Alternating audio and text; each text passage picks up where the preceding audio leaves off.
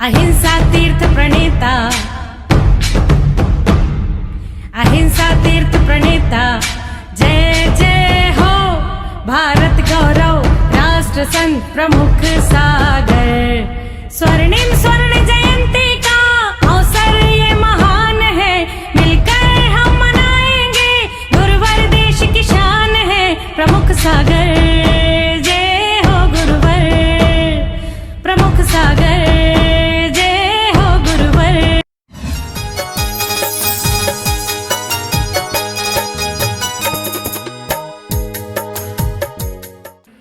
Doctor का उद्देश्य मरीज को ठीक करना है।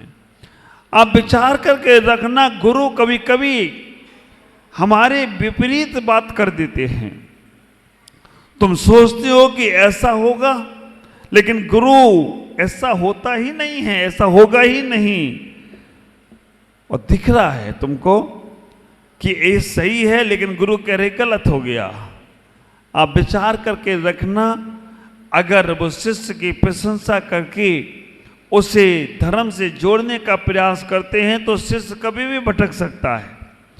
शिष्य की प्रशंसा सामने नहीं करना है, शिष्य की प्रशंसा पीठ पीछे करना है। और जो गुरु सामने प्रशंसा करते पीठ पीछे नहीं करते हैं, वो शिष्य को भटकाने का प्रयास करते हैं। ख्याल करो, इतने ही जीवन में सोचने का प्रयास करना, हमें उत्तम प्रवृत्ति के लोग बनना है, क्योंकि हमने ये संसार में जन्म लिया है। उत्तम प्रवृत्ति का वो ही व्यक्ति हो सकता है जो मन में अपने कल्याण। एक और चीज सोचो, मैं आपके जीवन की शैली सिखा रहा हूं, है ना, आपको हाउ टू लाइफ, कैसे लाइफ को जिए।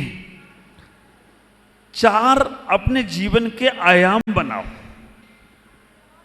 एक आयाम वीवीआईपी, जीवन के समय को बांटो, जीवन के समय को 4 भागों में डिवाइड करो, जीवन के कार्यों को 4 भागों में डिवाइड करो।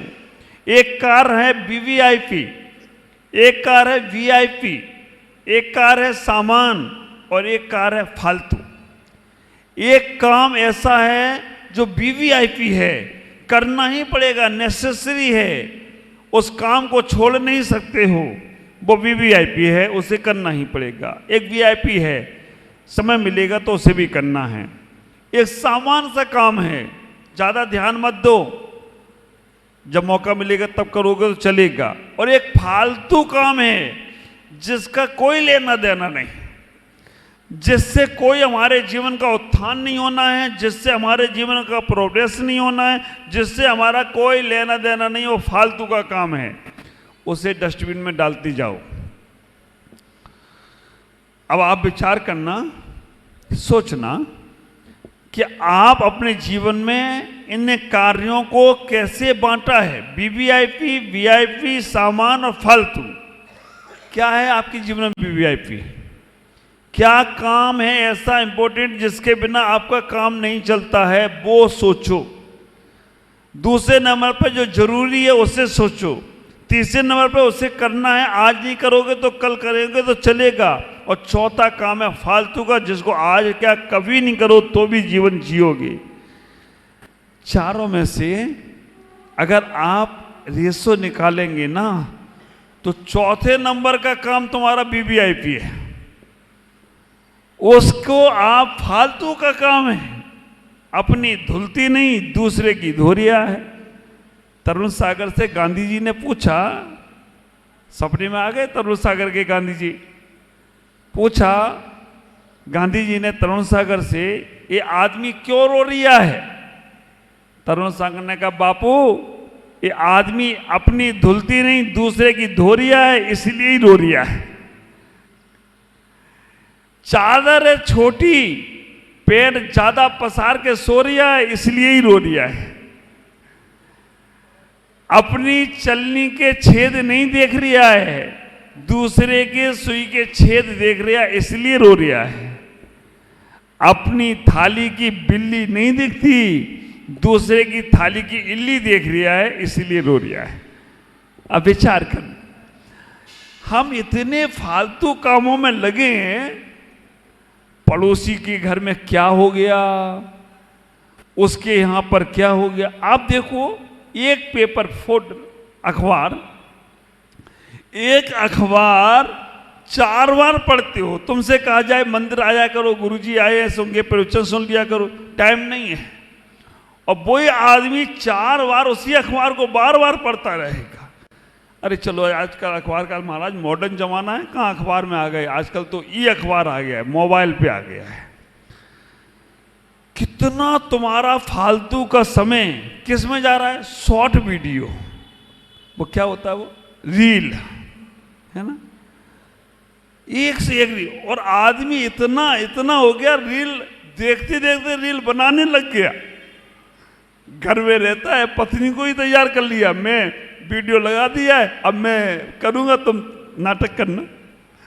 खुद ही रील बनाने लग गया, खुद ही अपना दिखाने लग गया कि मैं किस क्वालिटी का हूं।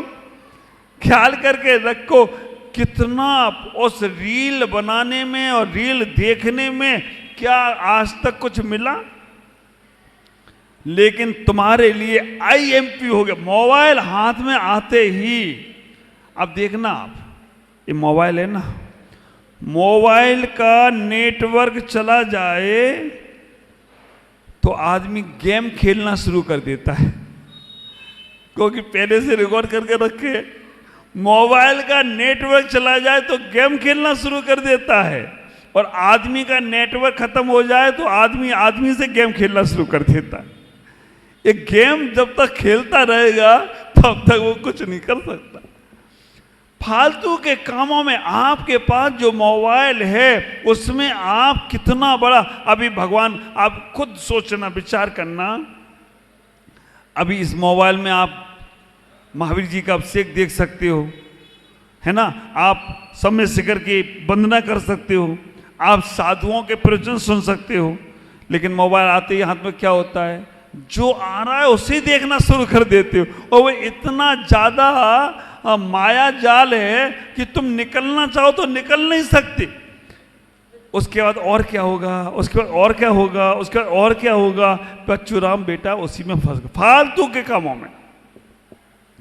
मोबाइल में 4 चीजें हैं, सेव, डिवाइड और क्या करते वो दूसरे भेजते हैं, फॉरवर्ड, और एक देखना। ये जीवन की हमारी व्यवस्था है। मोबाइल में 4 चीजें हैं, सेव करना, फॉरवर्ड करना, डिलीट करना, और एक क्या करना, लेना देना पड़ा रहे। अब आपको अभी यही नहीं मालूम क्या सेव करना है, क्या फॉरवर्ड करना है, क्या डिलीट करना है, और क्या देखकर निकल जाना है, पढ़ना नहीं चक्कर में। विचार करो, हम उन चीजों को सेव कर लेते हैं जिनसे हमारा मन खराब होना है। अगर किसी के घर की कोई गलत खबर तुम्हारे मोबाइल पे आ जाए कि फलाने की लड़की भाग गई, तुम उसे डिलीट नहीं करते हो, उसे तुम फॉरवर्ड कर देते हो। 4 लोगों को मालूम पड़ना चाहिए। अगर तुम्हें मालूम पड़ जाए किसी साधु का कुछ गड़बड़ हो गया, मोबाइल पे आ गया, तुम उसे तुरंत फॉरवर्ड दूसरे पे कर देते हो। तुम निंदाओं को फॉरवर्ड कर रहे हो, तुम कमियों को फॉरवर्ड कर रहे हो, तुम किसी की चुगली को फॉरवर्ड कर रहे हो। ख्याल करना, जितने लोग उस मैसेज को देखेंगे मन खराब होगा, सबका हिसाब किताब तुम्हारे खाते में लिखा जाएगा। एक बैंक में है ना चेन सिस्टम, एक आदमी को सदस्य बनाए, वो जितने को सदस्य बनाएगा उसका तुम्हें भी कुछ ना कुछ मिलेगा। कुछ ऐसा है ना, हाँ ऐसा है। ये सब तुम ही लोग बताते हो, अपने को कुछ नहीं मालूम है। तो ऐसा चेन सिस्टम ये हमारे मूलाचार में आया। आचार्य हमारे मूलाचार गिंदमा भट्टेकर स्वामी कहते हैं, अगर कोई साधक कोई गलत प्रवृत्ति शुरू करता है और उस गलत प्रवृत्ति को देखकर अगर कोई और दूसरा साधक उस प्रवृत्ति को कर रहा है, उसका पाप भी तुम्हें लगेगा। और जितने लोग देखकर उसको पाप करेंगे, उन सबका पाप तुम्हारे हिस्से में आता चला जाएगा। विचार करना। हमें ऐसी चीजें फॉरवर्ड नहीं करना जिससे हमारा मन भी खराब होता हो और दूसरे का मन भी खराब होता हो। हमें ऐसी चीजें सेव नहीं करना है जो कोई देख लेना, और देख ले तो तुम्हारी पोल पट्टी खुल जाए। कितने लॉक लगाते हो, हाँ, अलीगढ़ वाला ताला फेल हो जाए, तुम्हारे मोबाइल का ताला नहीं खुलता है। अब आप विचार करना, ऐसे ऐसे उसमें पासवर्ड और कौन कौन से वो लॉक होते, अंगूठा वाला, चेहरे वाला, नंबर वाला, आवाज वाला, पता नहीं कौन कौन से लॉक तुम्हारे सिस्टम, और लॉक के अंदर लॉक, लॉक के अंदर लॉक, और मालूम पड़ा तुम ही भूल गई। अब क्या करोगे? अब जा रहे हो उस मोबाइल वाले के पास, भैया इसका लॉक मैं भूल गया, अब खोल दो उसको, और उसमें भी 2-4 बार अगर तुमने गलत नंबर डायल कर दिया तो वो भी बंद है। फिर भी हम उसी में लगे। क्यों? मोबाइल में लॉक क्यों? क्योंकि गलत चीजें उसमें होंगी। हाँ, कुछ अच्छे भी लोग हैं जो अपनी चीजें सेव करते हैं कि जिसको पर्सनल में रखना है, किसी को मालूम पड़ेगा तो उसका मिसयूज करेगा, इसलिए उसको करते हैं। विचार करना, कौन सी चीज फॉरवर्ड करना है, कौन सी चीज सेव करना है और कौन सी डिलीट करना है।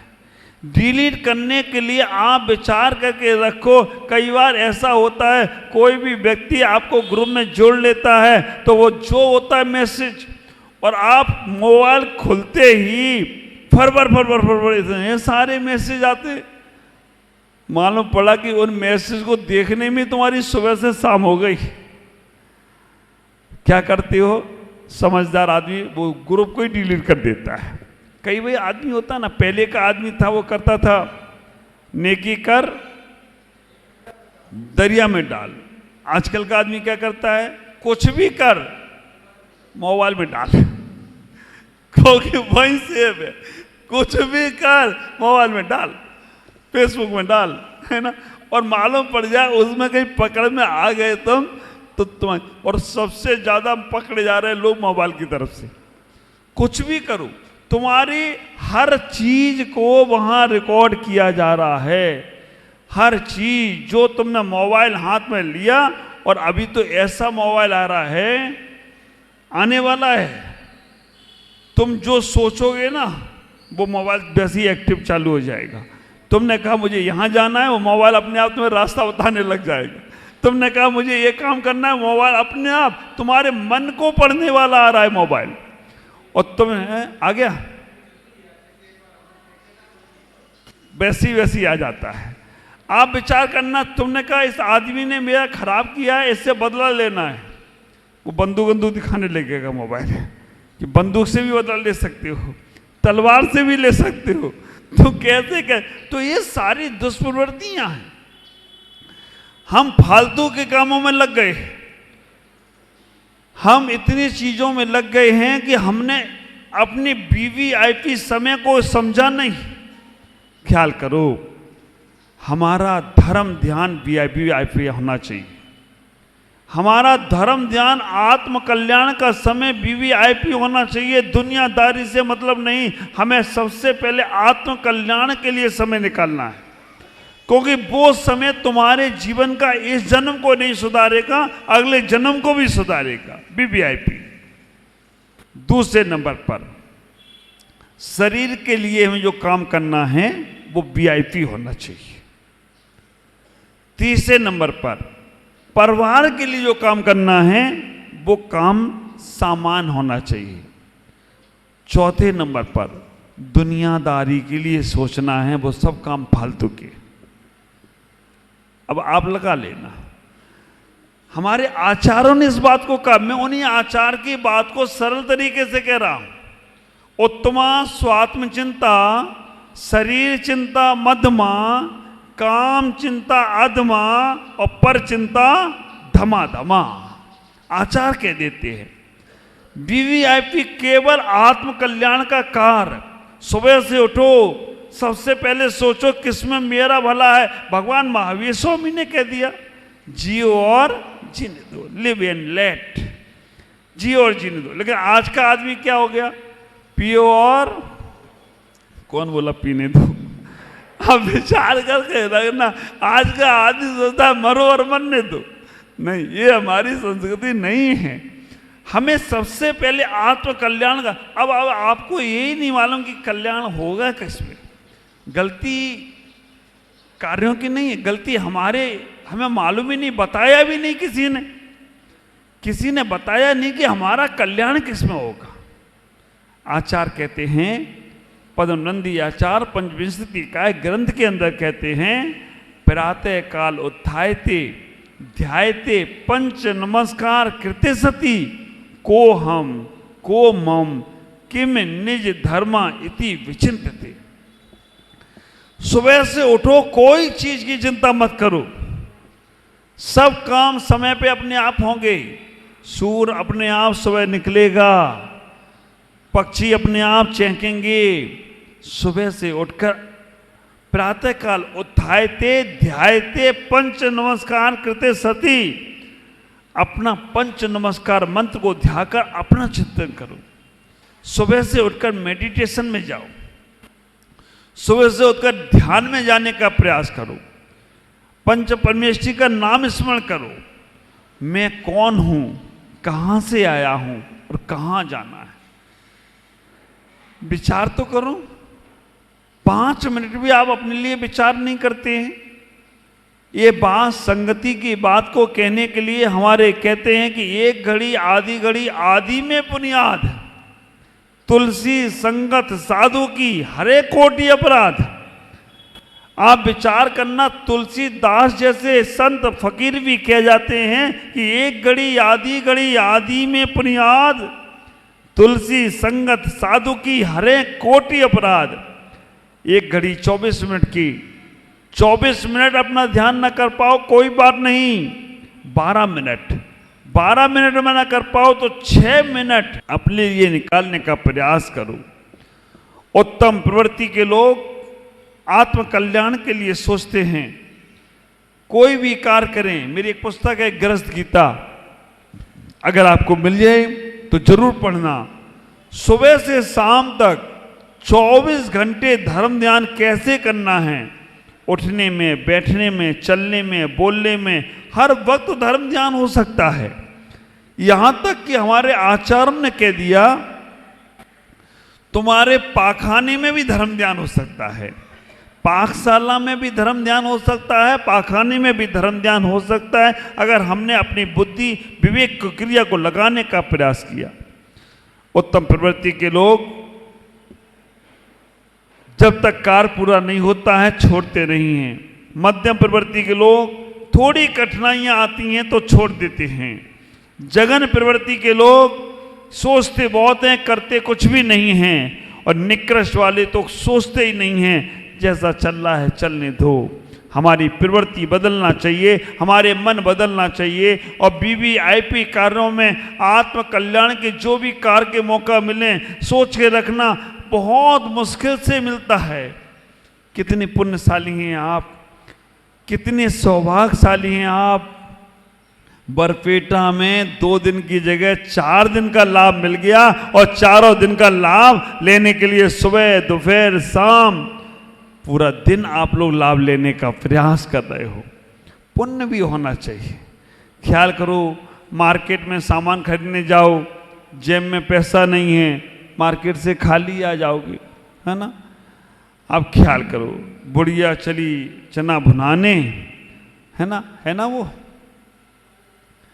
तो जब तक तुम्हारे पास पुण्य रूपी पैसा नहीं होगा, तब तक संतों का समागम मिलने वाला भी नहीं होगा। जब तक तुम्हारे पास पुण्य रूपी संयम रूपी पैसा नहीं होगा, तब तक आत्म कल्याण का भाव भी नहीं आएगा। प्रयास करिए। आज इतना ही। ओम नमः जय गुरुदेव।